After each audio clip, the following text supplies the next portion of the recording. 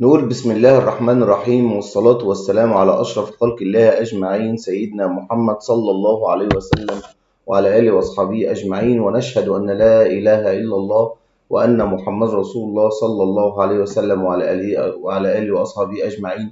ونبدأ يوم الجمعة الجميل بسم الله الرحمن الرحيم. يا أيها الذين آمنوا صلوا عليه وسلموا تسليما. اللهم صل وسلم وزد وبارك على سيدنا محمد وعلى آله وأصحابه أجمعين. النهاردة إن شاء الله هنستكمل الحديث عن التحليل الأسبوعي لمؤشر السوق البورصة المصري ال EGX30، وهنبص بصة برضو على ال EGX70. بقالنا كتير ما بصناش عليه، وإن كان المؤشر ال30 هو بيمشي مع المؤشر ال70 في كل حاجة، يعني أي حاجة المؤشر ال30 بيمشي عليها المؤشر ال70 برضو بيمشي عليه. فبما ان تحليل ال 30 هو نفس تحليل ال 70، الاثنين بيمشوا على نفس الحركه. مفيش حاجه اسمها ده بينزل وده بيطلع. لما بينزل الاثنين بيشكلوا او بيصححوا سوا، وده لما بيصعدوا سوا. فالنهارده هنستكمل التحديث الاسبوعي بتاعنا المعتاد عليه. وطبعا لما كنا بندعي يا جماعه لفلسطين، دي محبه من قلب عروبه صادق. يعني مش معنى انك بتدعي فلسطين لا قدر الله ان ممكن حد يفهم ان انت تبع انتماء لاي حاجه ولا كده. لا، يعني قلب عروبه صادق زي اي مسلم عادي، يعني بيكره المستضعفين في اي مكان. يعني اللي بيدعي المسلمين في بورما، يعني يعني المسلمين المستضعفين في اي حته، يا رب يعني انصفهم واشد من ازرهم واشد قوتهم، يعني تمام. لكن اصل في ناس للاسف مخها كده بيفهم حاجات يعني مش مظبوطه. يقول لك مثلا اللي بيدعي فلسطين ده يبقى كذا. يا عم يا ناصر هطل. اللي بيدعي مش عارفه لمين بيبقى كذا.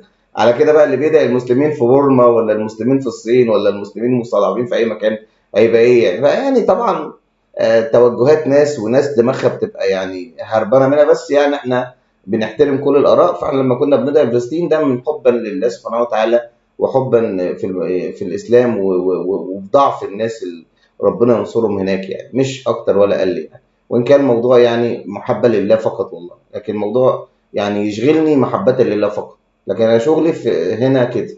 فمستحب ان احنا نذكر الصلاه على النبي صلى الله عليه وسلم، وكل من له نبي صلى عليه. فنذكر كده شغلنا الشاغل هو العلم، وليس فقط الا العلم، عشان بس يبقى الكلام واضح. يعني انا عشقي للبورصه وعشقي الاسهم، ده عشقي، فانا بتكلم في حر علمي يعني بس. فالمهم يعني اللهم لك الحمد سوق صاعد. يعني ما فيش تغيير في اي حاجه. انا بطلع اكد على الكلام اللي بفضل الله بقوله. وقلنا لسه الهدف 30,900، والحمد لله الاشارات بتاعه الماكد الاسبوعيه بدات تكون يعني الى حد ما ايجابيه، ولسه في صعود لل 30,900 او ال 30,500 اللي هو القناه السعريه اللي احنا ماشيين فيها من نزولنا من ال 24,400. فاكرين لما كنا هنا اقول لكم السوق هيصعد؟ كان في ناس متخلفه تقول لك ده السوق هينزل. او هنا بقى لما السوق بيشخلل في المناطق دي، اوسخ الناس جهلا هم اللي بيعملوا كده، ومعظمهم لا اما بجهله لا اما بيبقى اذناب غمور. يعني ايه يا دكتور احمد اذناب غمور؟ اذناب غمور ده معناه ان هو بيسيء الاخبار السلبيه، لان يجعل كل الناس اللي هنا في المنطقه السعريه دي تبيع. يعني كل الناس في المنطقه دي تبيع. شايفين البيع اللي كان بيحصل هنا؟ ده بيع بغرض التخويف والترويع وحدوث البنك، عشان لما السوق يصعد الصعده دي كل اللي اشتروا هنا من الهوامير واستفادوا من الناس اللي بتخاف وتهلع، والسوق صعد تاني. طبعا الكلام ده عظيم والكلام ده عميق، لان العلم بحر كبير، والهوامير بيشتغلوا على حاجه اسمها التايم فريم، الوقت. الهوامير بيشتغلوا عشان كده وورن بافيت لما بيجي في وقت الازمات بيشتري. يعني مثلا في ازمه كورونا دخل اشترى، في ازمات زي مش عارفه دخل اشترى. دي هنا الاماكن اللي بتعمل ثروات. وقت البنك بيخش يشتري، وقت البنك بيخش يشتري. فلما الناس منها للاسف عندها جهل وما عندهاش صبر. حطك تحت الكلمه دي مليون خط. الناس اللي بتخسر في السوق ده ناس ما عندهاش صبر. اقسم بالله بتكلم بصدق. كل الناس اللي بتحب تخسر في السوق ده ناس ما عندهاش patience، صبر. ليه؟ لأن العلم كبير، وبحر العلم والعلم الصادق بحره كبير، والعلم الحقيقي اللي هو بيشتغل بالناس بمليارات ومليارات المليارات ده علمه كبير. الناس الهوامير اللي زي ديت بتشتري من هنا، الهوامير بتبقى منزله السوق عشان تشتري من هنا، وتعمل بانيك وتعمل تخويف، والسوق هينزل اكتر، والسوق هينزل مش عارف ايه، والسوق كله بيمشي بعلم، كل حاجه ربنا خلقها بعلم وبسبب، يعني تمام. وبعدين رغم ذلك وما اوتيتم من العلم الا قليلا. فالمعنى ايه؟ المعنى لما نزل السوق هنا، انا قلت السوق هيصعد، والسوق بيكون قاع رئيسي يستند عليه يعمل اتجاه صاعد، وبالفعل واحنا الحمد لله من بدايه هذه خدنا شهرين تجميع. يعني الموضوع مش سهل، خدنا 1 2 3 4 ادي شهر، وادي 1 2 3 4 ادي شهرين، شهرين في اتجاه عرضي يجمع، وبعدين يخترق باول اسبوع في الشهر الثالث ويبدا الصعود، بعدين يختبر ينزل يقول هيختبر. الصعود ده لازم يحصل فيه شخلله، وحصلت الشخلله بقوه، تمام. لما قعد يقول لك اصل ده حرب ومش حرب وغزه والكلام ده كله فشتك، لان العلم هنا بيقول لك انا رايح فين، انا جاي منين، انا صعدت، اعرف ان انا قلت هيبقى في شخلله لل 27612 غصب عن السوق، ونزل للسوق وحصلت الشخلله. قلت لكم بعد كده هيصعد السوق، وصعد السوق، ودكتور احمد فضل كل كلمه بقولها لكم، والقناه دي اقسم بالله انت المفروض تعدي فوق ال 50 60 الف، انا بحلف بالله ما في حد بيتداول فيك يا سوق يا بورصه يا مصر الا لما يكون عند الدكتور احمد المصري في القناه بتاعته، انا بحلف بالله. وكل ده بالعلم اللي بقدمه، انا ما بذكرش حاجه في الفيديو السوق ما بيعملهاش، ما بذكر اي سهم كنت بديه لكم كان ما شاء الله الناس كتير بتستفيد، والناس اللي بتشتغل معايا اقسم بالله بتاخد الخير كله.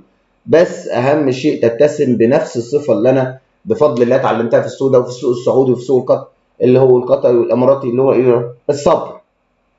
بمتاز انا بشغلي بالصبر. طب السوق يا دكتور سيولته عاليه، الدنيا بتختلف، الصفقات بتاخد وقت قصير، لكن اللي عايز ياكل وجبه دسمه ياكل ان يصبر. وانا بحب الوجبات الدسمه بصراحه، انا راجل دسم، بحب الوجبات تبقى الوجبه يعني مش دسمه في الدهن يعني، لا يعني الصفقه حلوه يعني دسمه، صفقه مليانه خير فيها فلوس حلوه يعني، تمام، تدخل عليا وعلى اللي بيشتغل معاك كويس.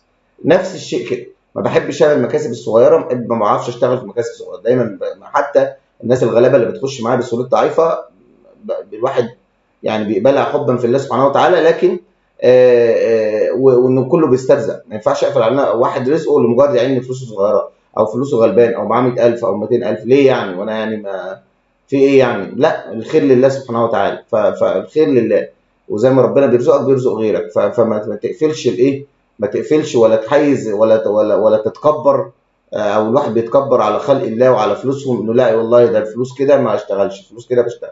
لا والله انا فاتح قلبي للجميع، الحمد لله. ربك هو الرزاق، وربك هو اللي بيرزق، وربك صاحب الفضل الاول والاخر، وعلى عباد الله كلهم، ونحن كلنا عباد الله. فانا اخوكم وانتم فوق راسي، واي حد انا والله قلبي مفتوح يعني، ما بقفلوش لحد. المهم يعني فالمكسب، فربنا ما بيكرم المكاسب. فالفكره في ايه؟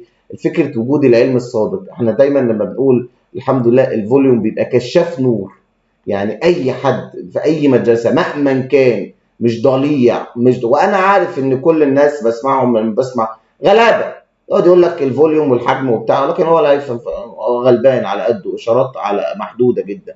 لكن المتعمق بقى، متغايص لسابع ارض، ودي من الخضرمه وكثره الصفقات، ما بتجيش بالعلم، مش في الكراس زي ما بيقولوا، يعني العلم مش في الكراس خالص، العلم في كثرة الصفقات والخضرمة مع الصفقات، وفهم التلاعب بالأسواق والهوامير وهامور كل سهم.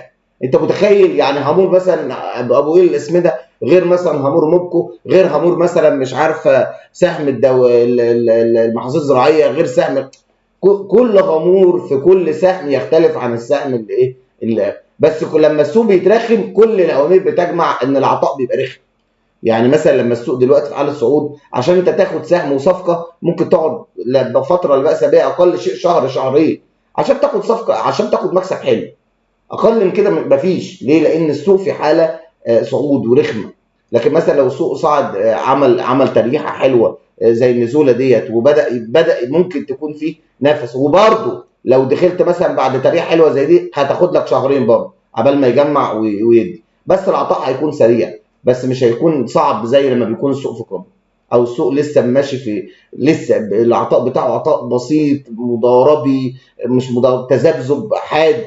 فالسوق لسه في استجاع صاعد لل 30900 او ال 30518 اللي هي الايه؟ اللي هي القناه السعريه اللي انتم ماشيين فيها دي. بعد ال 30518 او ال 30900 هنشوف عطاء السوق هيبقى ايه. هنشوف عطاء السوق ايه، وان كان الشهري يعني بيقول كلام ان قدامنا ممكن كمان شهر صعود، يعني الشهر الجاي لو ممكن لو قفلنا ان شاء الله على صعود كده ان شاء الله برضه الشهر الجاي ممكن يبقى فيه شخلله وهيبقى فيه صعود برضه، هنجيب قمه جديده برضه. تمام. فكل ده لن نريد ان نستبق الاحداث، اهم شيء ان احنا نتكلم بكل وقت وله اذانه زي ما بيقولوا، كل وقت وله اذان. فدلوقتي الوقت الاذان دلوقتي بيقول ان احنا لسه في اتجاه صاعد لل 3500 وعندنا 30900. بعد اغلاق الشهري هنتكلم ان شاء الله ممكن يكون السوق لسه صاعد تاني. طب هل ممكن نخترق بقى ال 34700 دي؟ على حسب الاغلاق الشهري القادم، وعلى حسب الاغلاق الربعي اللي هيكون ان شاء الله في شهر 9. لان كل دي مهمه جدا ان احنا لا نستبق الاحداث حتى نحلل تحليلا اكيدا ماذا سيحدث في السوق بعد هذه الفتره او بعد هذا الاغلاق. تمام. فان شاء الله السوق ده كله صاعد. طبعا انا في يعني لغايه ال 30900، وبعد ال 30900 سنحدث باذن الله العلي العظيم الايه السوق مره اخرى. تمام. لكن السوق في جميع اتجاهاته هو صاعد لل 45000 نقطه، حتى لو حصل بعد الصعود ده ممكن تريحه او تصحيح تاني، لكن ان شاء الله السوق صاعد فوق ال 45000. واللي عايز يستفاد من سهمه يعني وسهمه ايجابي ما يبيعش. تمام. ويصبر وربنا يكرمه احلى كرم يعني. الحمد لله انا معاكم من يوم ما بدات القناه، وانا ما فيش كلمه بديها لكم الا محبه لله، وكل كلمه صادقه بصدق الشرط.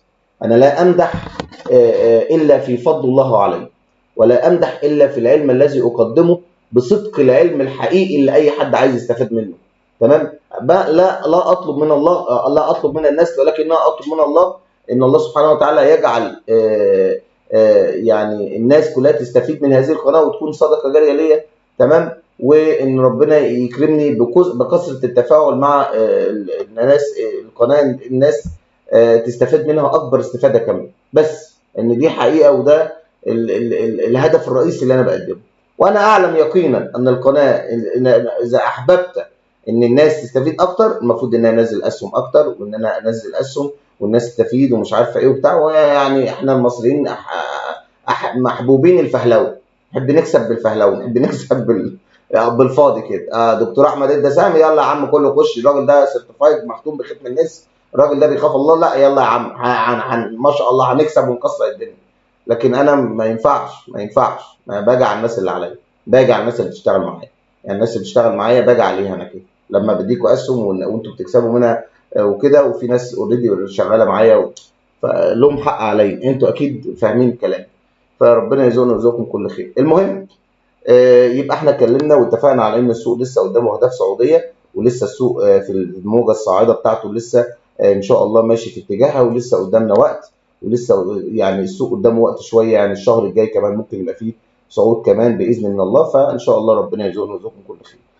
تعالوا نطل على، شكرا لتعليقاتكم الجميله، نطل على ال التعليقات الجميله بتاعتكم والناس اللي محتاجه اسهم. تمام. امك ان اول واحد عايز امك. تمام. حد تاني عايز اسهم ايه؟ شكرا جزيلا، التقدير ليك والاحترام ليك وانتوا كمان. والدوليه للاسمده، وابو قير. طيب وايبوكو وجي.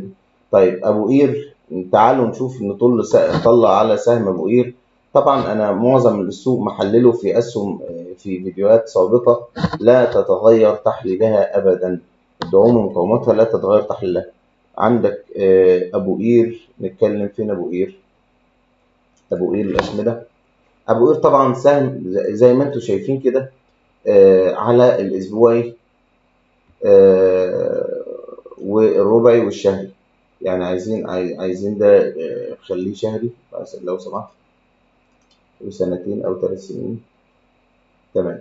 ده الشهري وده الربعي وده الاسبوعي بتاعه. طبعا ابو قير يعني ماشي في اتجاه رخم بقاله فتره كبيره قوي، يعني بقاله فتره كبيره قوي اتجاه عرضي. اهم شيء ابو قير لا يكسر ال 53 جنيه، يعني ابو قير لا يكسر ال 53 جنيه. كسر 53 جنيه هيكون سلبي جدا في ابو قير. طب كان فوق ال 53 جنيه تمام. تمام. عايز دعم تاني يا دكتور احمد. دعمك التاني هو ال 56 ونص. يعني طالما فوق 56 ونص يعني انت مع السهم. كسر يبقى عندك ال 53 جنيه دي وقف للسهم، لان لو كسر ال 53 جنيه هينزل ويتاخم اكتر الى منطقه ال 47 60. فانت عشان لا تنزل النزله دي دفع 10 جنيه، فانت تحافظ على 56 ونص وعندك 53 ايه 30. دي اخر ايه اخر دعم ليك. ايبكو. ايبكو من الاسهم القويه ماليا في السوق المصري، لكن طبعا هو سهم يعني تقيل جدا جدا جدا جدا في حركته ومقرف. وده اللي انا بتكلم فيه بقى. يعني انت عشان تكسب من سهم، انت مش هتكسب. يعني انت صلى على رسول الله، قول عليه الصلاه والسلام صلى الله عليه وسلم. دخلت انا هنا، دخلت انا مثلا هنا او هنا، دخلت انا على الشمعه دي يا عم، الاعلى بتاعها كام؟ 41 ونص. دخلت انا على 40، انا مش فاهم حاجه بقى.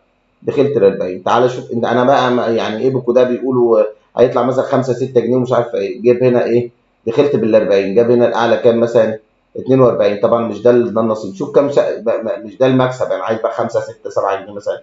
ده مكسب يعني مضاربي. تمام، مش استثماري حتى، مضاربي. طيب تعالى بقى هنا، ادي اسبوع، ادي 2، ادي 3، ما شفتش الشمس، ادي 4، ادي 5 6 شخلله. شخلله لكام؟ ل 35 جنيه. يعني لو داخل ب 40 نزل 5 جنيه. 6 7 8 شهرين ما بتشوفش حاجه. مجرد السمعه دي جابت سعرك. يعني انت واخد 40 جابت 41 20. الايه عايز تقول يا دكتور؟ يعني المكسب مش هاين. الاسهم دلوقتي ماشيه في اتجاه مقرف. يعني قلما تلاقي سهم تقعد فيه مثلا شهر عشان يعطيك خير. يعني ما هو ده حلم حقيقي. انا مش بنتكلم بقى عن الناس النصابه والناس الجهله والناس اللي بتدعي العلم وهي جهله ولاد 60 في 70 عشان بس الواحد على الصبح في يوم الجمعه مش عايز.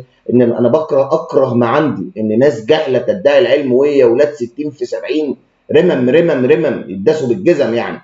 وحتى ده مقام كبير ليهم، وهم كلاب ونصابين وحراميه ولا يفهموا اي حاجه في العلم وبيخسروا الناس. واللي يخسروا يعمل له بلوك وفي ده.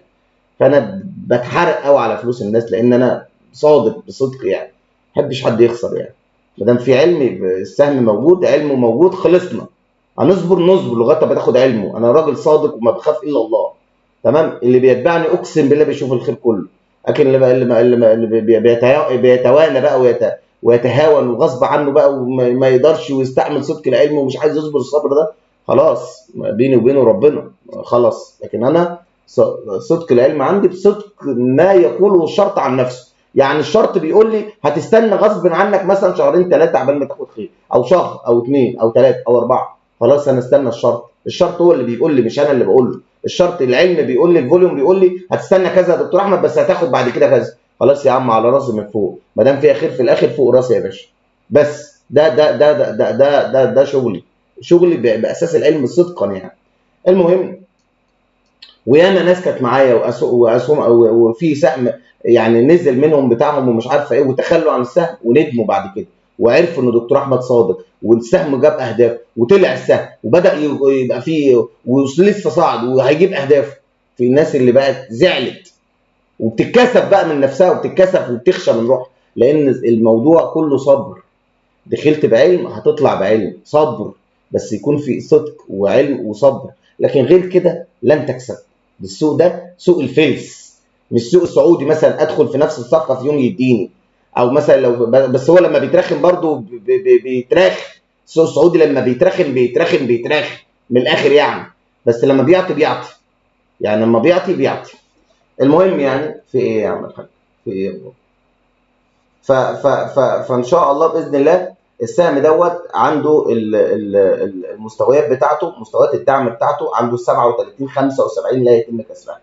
37 75 لا يتم كسرها، كسرها هينزل ل 33 32 جنيه، ودي اهم دعم لا يتم كسره. اهم دعم ال 32 جنيه لا يتم كسره، عشان لو هينزل عند لو كسر ال 32 جنيه ممكن يعني ينزل يشخلل في اسفل، فهينزل بقى اكتر من كده. فانا اهم شيء منطقه الايه، ال 32 30 منطقه اخيره دعم في السهم، وال 37 70 لا يتم كسرها. ده بالنسبه لسهم ايبكو. طولنا احنا شويه في ايبكو والنصايح، معلش الكلام اللي بيحكم. جي بي كوربريشن. جي بي كوربريشن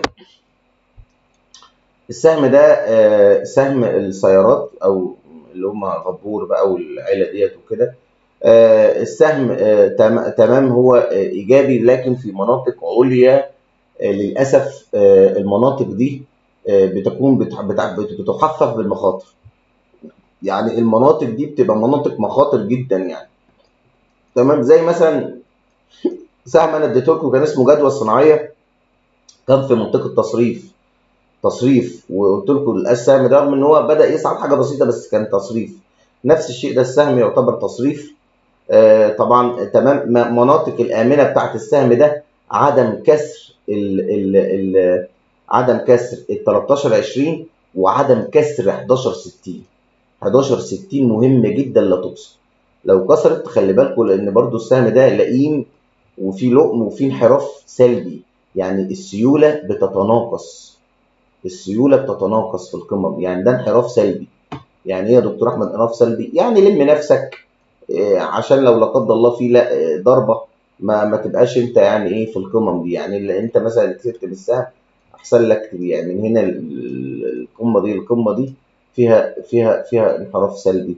فده برضو يعني يعني انا لا احبذ ابدا الدخول في سهم القمه ابدا. يعني تمام، يعني تمام، لانه لو نزل هتكون انت مش شعلق بسعر خيالي، ولو نزل نزله غبيه هتفضل قاعد فتره كبيره لغايه اما يطلع بنفس سعرك ده. فاهم شيء انا بقولها لك اهو، عدم كسر ال 13 30، واهم شيء ال 11 60 لا تكسر. لو كسرت السهم ده ممكن ينزل يعمل تصحيح جامد، يعني ممكن بقى ينزل عند مناطق مثلا ال 9 جنيه 70 تاني، وممكن ينزل يتلامس تاني مع ال 7 جنيه، او ممكن ينزل 9 جنيه 90 كده، يعني شكلها غبيه يعني. تمام، ماشي. فاهم شيء المناطق المذكوره.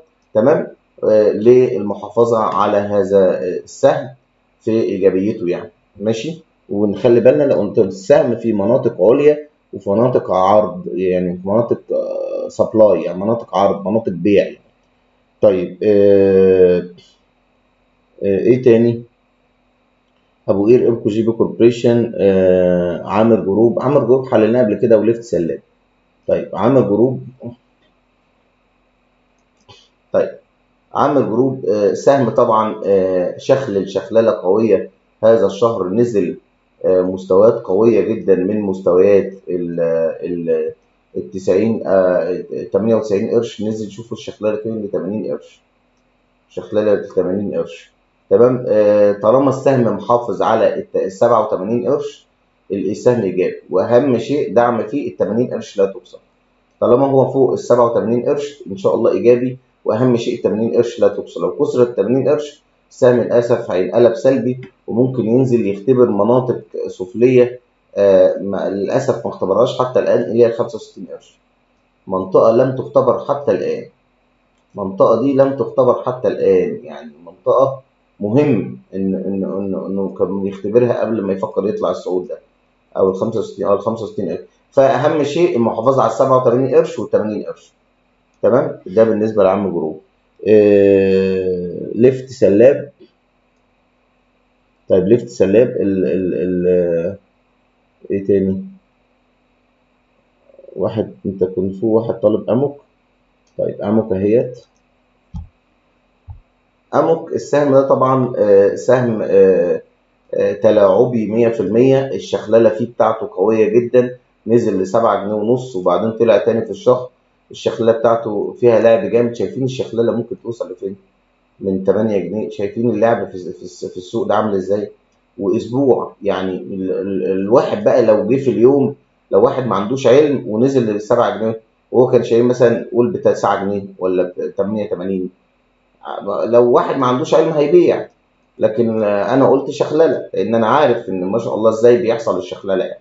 فعامه السهم ده طالما فوق مستويات ال9 جنيه 10 قروش تمام. عندك اخر دعم ليك لا يتم كسره ال8 جنيه ونص، واهم حاجه كسر ما يكسرش الشخلله دي اللي هي ال7 جنيه 80. طالما فوق المستويات المذكوره سهمك ايجابي، طالما تحت المستويات سلبي جدا. واهم شيء ال7 جنيه 48 قرش. بس اهم شيء دلوقتي برضو ايه؟ 9 جنيه 10 قروش، وعندك 8 جنيه 70 قرش، ثم اخر حاجه ال7 جنيه 48 قرش لا تكسر. تمام. جزانا الله وإياكم كل خير. ناخد تاني إيه تاني؟ ناس طلبت سهم المصرية، القبضة الكويتية المصرية، ده دولار. تعالى ناخد كده. طبعا السهم المفروض عنده تلامس ال25 ونص، برضو في لعب. السهم عمال يلعب وماشي في اتجاه عرضي بقاله فترة كبيرة. نزل لمس ال27 70. تمام. تمام. خلي بالنا من لا يكسر قاع طالما هو فوق ال28 90 او 29 جنيه، يبقى سهمك ان شاء الله ايجابي. لا، اهم شيء لا يتم كسر 29 جنيه، والاهم ال27 80، لان لو كسرها هينزل لل 25 اللي المفروض اصلا ينزل لها. انزل لها واخلص، انت هتقرف الناس معاك ليه؟ ما هو هينزل لها ينزل لها. بس اهم شيء الاسهم، انا بتكلم على الناس اللي جوه السهم. فانت عندك ال 29 جنيه، تمام، وعندك اهم شيء ال 27 ايه 8. ده بالنسبه للدعوم بتاعتك، طالما انت فوقها ايجابي تحتيها سلبي. تمام. ليفت سلاب. الاسهم الغريبه ليفت سلاب، السهم ده مش بعترف بيه ماليا، بحس ان هو اي كلام يعني. طيب ليفت سلاب طبعا سهم مقرف، اتجاه عرضي ممل. تمام. اتجاه عرضي ممل. فمفيش اي حاجه فيه. اللي انا اقدر اقوله لك ان السهم طالما على المستوى، طالما هو فوق فوق ال 27 قرش 40، انت السهم ده طالما فوق ال 27 2 او 272 انت في السهم. تحت ال 272 سلبي، واهم شيء لا يكسر ابدا ال 24 قرش، عشان لو كسر 24 قرش هيبقى سلبي جدا لسه. فطالما انت فوق ال 272 انت ايجابي، تحت ال 272 عندك ال 241 لا يتم كسرها ابدا، لو كسرها يبقى سلبي. تمام. السهم اصلا مقرف يعني. آه ماشي. الدوليه الاسمده، اللي طلب فوني وقعد يقول لي فونك يا دكتور، واصل الواتساب، لا الواتساب شغال. داخل يا حبيبي 00966، عندك الرقم 562208935، وتدخله زي ما انا بقول لك كده، يطلع لك الواتس وهيطلع لك الايمو وهيطلع لك التليجرام. تمام. اي منه كلمني عليه، اي منه كلمني عليه، وان شاء الله عادي هستقبل مكالمتك وتتكلم وتشوف انت عايز ايه، وربنا يرزقنا ويرزقنا كل خير يا رب. بالنسبه للدوليه الاسمده، الدولية الأسمدة ده في الأسهم اللي هو تحت متهيألي. الدولية الأسمدة. الدولية الأسمدة، إيه ده جزء، ده كان حاجة و30 جنيه. ده عمل تجزئة يا باشا، توزيع أسهم مجانية. طبعا يعني السهم طبعا في مناطق تصريف هنا، باينة أوي المناطق دي مناطق تصريف. تمام. فنحذر. والأسبوع يا نهار أبيض على الانحراف السلبي، يخرب بيت أبوه، يخرب بيت أبوه. ايه الانحراف السلبي ده انت انحراف سلبي قذر على الاسبوع. ده مش انحراف سلبي، ده انحراف سلبي قوي. عامة نخلي بالنا السهم ده، يعني مثلا السهم ده اهم شيء لا يكسر. عندك التسعة جنيه 76 قرش، كسر 9 جنيه 76 قرش اهم قاع لا يتم كسره. بعديها 8 جنيه 90، 8 جنيه 80 قرش. لو كسر 8 جنيه 80 قرش هتلاقي السهم ينزل بقى للاسف مستويات متدنية يعني. ممكن ينزل يشخلل حتى هنا، ينزل يشخلل ال6 جنيه. تمام. ل70. فأهم شيء المحافظة على إيه؟ ال9 جنيه 90 قرش، وبعد كده عندك ال8 جنيه 80 قرش أو 8 جنيه 90 قرش. ده اهم دعومك في هذا السهم. لو كسرها حابب انت بقى توقف براحتك، حابب تنتظر لغايه اما ينزل يشكل لتحت خالص وبعدين ياخد العوده والعزم ويطلع، دي حاجه ترجع لك انت. كده حللنا كل حاجه. نرجع على اخر سهم اللي هو الناس اللي عمال كل شويه واحد يقول لي الكو انت في. انا عمري ما دخلت حد سهم وخسر. فاي سهم دخلتك فيه اقعد فيه، ارقد فيه، هيجيب مكسبك، هيجيب الخير بتاعه. تمام. تمام. عشان كده انا يعني امتنعت كمان ان انا ادي اسهم، ان الفتره في السوق دي فتره رخمه. ممكن ادي سهم ويطلع والناس كلها تفرح وتزقطط وتصفر وتسقف والقناه زيرو وبتاع. ما انا ما اهم شيء العلم اللي بيقدم في القناه وقيمه العلم. اللي عارف ان دكتور احمد عارف مين علمه، واللي عارف ان السوق بيمشي على كل كلمه بنقولها بصدق الشرط، تمام، بصدق ما نقول في الشرط، فهو عارف مين دكتور احمد. غير كده ربنا الرزاق يعني. ادي الكو يا باشا، جاب الواحد 29 جنيه اللي عمال تقول لي جنيه و30 قرش جنيه و30 قرش، هيجيب لك الجنيه و30 قرش والحمد لله. ادي دكتور احمد. شوفوا دكتور احمد لما بيجي ادي سهم والسهم شخل بيشخل قد ايه. يعني انا اديت السهم ده والسهم نزل رغم نزوله انا قلت السهم ايجابي. انا راجل قد كلمتي، يعني نزل 3 شهور اهو اللي هو السوق نزل فيهم، السهم ما كانش سلبي، انا عارف ان السهم ايجابي وهيطلع تاني. وده دكتور احمد بقى، هنا بيبان دكتور احمد بجد عنده علم ولا اي كلام. لا انا دكتور احمد انا عندي علم قوي جدا، وعلم الفوليوم بتاعي ما يكذبش لو بفضل الله. يعني شوفوا الدنيا كده اتطربقت علم الفوليوم، لان ربنا خلق الدنيا بعلم، ربنا قادر يهديها بعلم ويحييها بعلم. فاحنا ربنا ادانا صدق العلم. صدق العلم ان السهم انا اديته لكم وقلت السهم ده ان شاء الله فيه خير، ورغم ذلك بعد ما السوق نزل قلت السهم اللي عايز يمسك في السهم يمسك في السهم، والسهم ان شاء الله فيه خير. وادي السيوله دي. طب جه منين العلم ده لو انا راجل مش متمكن؟ ايه اللي طلع السهم ده بعد ما نزل ده؟ لان انا عندي علم، عارف ان السهم ده نزوله ده نزول اشتغالات ونزول كاذب، وعارف انه هيصعد تاني وان شاء الله هيطلع لاهدافه. عندك بقى الجنيه 36 هدف الشهر ده او الشهر الجاي، والجنيه 45 اللي انا قلت الناس تطلع عنه. فعامة انت فلوسك هتيجي، والجنيه 29 قرش اللي عمال تقول لي جنيه و30 قرش انت ما فيش حاجه اسمها انت محبوس في سهم. في حاجه اسمها انت داخل في سهم وهيجيب خير، نزل طلع هيجيب الخير بتاعه، هيجيب الخير بتاعه. الاسبوع الجاي ان شاء الله ممكن يديك ليه لغايه ممكن يطلع لك ليه الجنيه و30 قرش، وممكن يعدي سعرك ويجيب لغايه عندك جنيه 37 وجنيه 37 تبدا تبيع بقى. تمام. وعندك الجنيه لغايه الجنيه ونص مثلا اهداف في السهم يعني. جنيه 45 قرش برضو هدف حلو يعني، لو جنيه 40 قرش تبيع. المهم يعني انت كسبان، يعني عمر ما ادخل في حد الا ويخسر. مع ان السهم كنت بديه مجانا مجانا اقسم بالله، بس انا بشيل مسؤوليه اي سهم داخل معاه. عشان كده اي حد يجي يشتغل معايا بقول له خسارتك كلها عليا يا باشا. انت يا باشا جاي لي بمليون، فوق المليون اخد، تحتيه ما اخدش. جاي لي ب 4 مليون، فوق ال 4 مليون اخد، تحتيهم ما اخدش. جاي لي ب 800,000، فوق 800,000 اخد، تحتيهم ما اخدش. جاي لي ب 3 مليون، فوق 3 مليون اخد، تحتيهم ما اخدش. الخساره بالكامل عليا وليا نسبتي في الربح. هات لي محلل اتخلق ربنا لو خسرت يقول لك الخساره عليا بالكامل. مفيش الكلام ده الا عندنا. ليه؟ لان انا راجل متخصص بعلمي وصادق في علمي واعلم ما اقول. واللي بيجي معايا بيني وبينه الفتحه، وان فوق فلوسه دايما باخد. يعني فلوسك فوقيا عمري ما خسر حد. اهم شيء تبقى بيني وبينك ربنا، والفتحه بيني وبينك صادقه، وخافه الله بيني وبينك صادقه، اسهمنا شرعيه تماما، والله يرزقنا ويوسع فضله، وان شاء الله تكسب معاه وتشوف الخير كله، بس يكون عندك صبر. تمام. بس والله يرزقنا ويرزقكم كل خير. كده خلاص خلصنا كل الاسهم الناس عايزاها. تمام. ان شاء الله نتقابل قريبا باذن من الله.